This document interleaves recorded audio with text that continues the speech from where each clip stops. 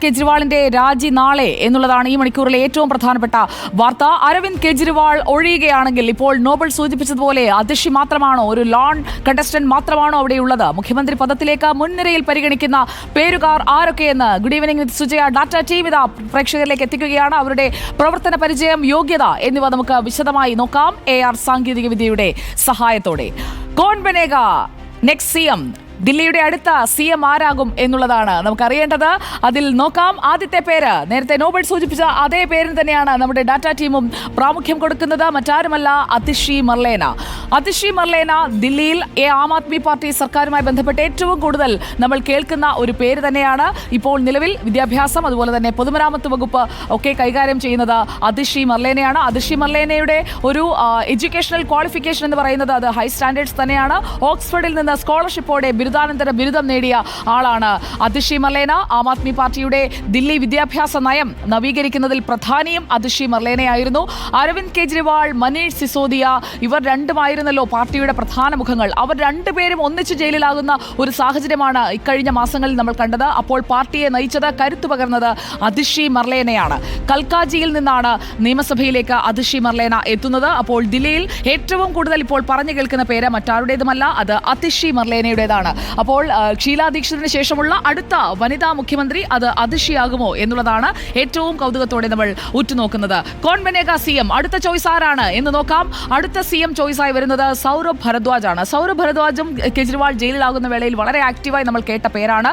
നിലവിൽ ദില്ലി സർക്കാരിൽ വിജിലൻസ്, ആരോഗ്യം ഈ രണ്ട് വകുപ്പുകളുടെയും ചുമതലയുള്ള മന്ത്രിയാണ് സൗരഭ്. രാഷ്ട്രീയത്തിൽ വരുന്നതിന് മുൻപ് ഒരു സോഫ്റ്റ്വെയർ എഞ്ചിനീയർ ആയിരുന്നു. അതായത് ആം ആദ്മി പാർട്ടി സർക്കാരിന്റെ ഒരു പ്രത്യേകത ഏതാണ്, മറ്റ് പ്രൊഫഷൻസിൽ നിന്നും രാഷ്ട്രീയത്തിലേക്ക് വന്ന ആളുകളാണ്.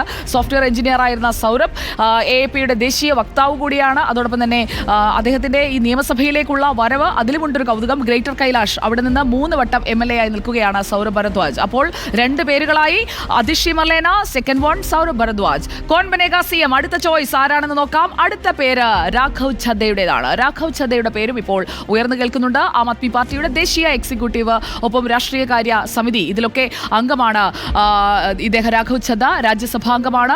രാഷ്ട്രീയത്തിൽ വരുന്നതിന് മുൻപ് ആരായിരുന്നു എന്നതും കൗതുകമുള്ള കാര്യമാണ്. രാഘവ് ഛദ്ദ ഒരു ചാർട്ടേഡ് അക്കൗണ്ടന്റ് ആണ്, ഒരു CA കാരനാണ് രാഘവ് ഛദ്ദ. അപ്പോൾ കണക്കറിയാവുന്ന രാഘവ് ഛദ്ദയെ ദില്ലിയുടെ കടിഞ്ഞാൺ അരവിന്ദ് കെജ്രിവാൾ ഏൽപ്പിക്കുമോ എന്നുള്ളത് നമുക്ക് കൗതുകത്തോടെ അറിയേണ്ടിയിരിക്കുന്നു. കാരണം ഒരു ഇൻകം ടാക്സ് കമ്മീഷണർ ഒരു ചാർട്ടേഡ് അക്കൗണ്ടന്റിലേക്ക് ആയിരിക്കുമോ ഇത് കൈമാറുക, അതോ സോഫ്റ്റ്വെയർ എഞ്ചിനീയറിലേക്ക് പോകുമോ? അതും ഒരു കൗതുകമായി നമ്മുടെ മുന്നിൽ നിൽക്കുകയാണ്. പഞ്ചാബിലാണ് രാഘവ് ഛദ്ദയുടെ പേര് നമ്മൾ കൂടുതൽ കേട്ടത്. പഞ്ചാബിൽ ആം ആദ്മി പാർട്ടിയെ അധികാരത്തിലെത്തിക്കുന്നതിൽ ഭഗവത് മാനിനൊക്കെ ഒപ്പം തന്നെ നിർണായക പങ്കുവഹിച്ചയാള് രാഘവ് ഛദ്ദയാണ്. 3 പേരുടെ പേരുകൾ നമ്മൾ കണ്ടു കഴിഞ്ഞു. ഇനി 4ാമത്തെ പേരിലേക്ക്. Kaun Banega CM? Choice number 4.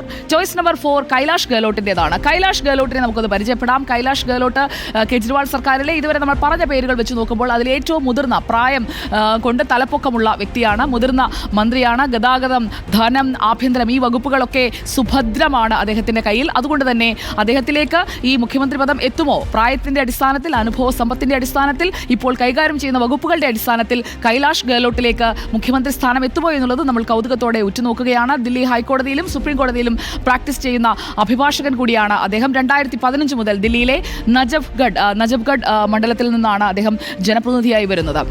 തീർന്നിട്ടില്ല ചോയ്സസ്. നമ്മൾ 4 ചോയ്സസ് കണ്ടു കഴിഞ്ഞു. Kaun Banega CM? Choice number 5. Choice number 5 Sanjay Singh ആണ്. സഞ്ജയ് സിംഗ് അതിഷിക്കൊപ്പം തന്നെ ഈ സമരമുഖത്തെല്ലാം നമ്മൾ സ്ഥിരമായി കണ്ടുകൊണ്ടിരിക്കുന്ന ആളാണ്. 2018 മുതൽ രാജ്യസഭാംഗമാണ് സഞ്ജയ് സിംഗ്. പാർലമെന്റിലെ ശക്തമായ പ്രസംഗങ്ങളിലൂടെയാണ് സഞ്ജയ് സിംഗിനെ നമ്മൾ കൂടുതൽ കേൾക്കുന്നത്. ആം ആദ്മി പാർട്ടിയുടെ രൂപീകരണം മുതൽ, അതായത് സ്ഥാപക നേതാക്കളിൽ ഒരാളാണ് സഞ്ജയ് സിംഗ്. അന്ന് മുതൽ കെജ്രിവാളിനൊപ്പം നിൽക്കുന്നുണ്ട് സഞ്ജയ് സിംഗ്. ദേശീയ എക്സിക്യൂട്ടീവിലും രാഷ്ട്രീയകാര്യ സമിതിയിലുമൊക്കെ അംഗമാണ്.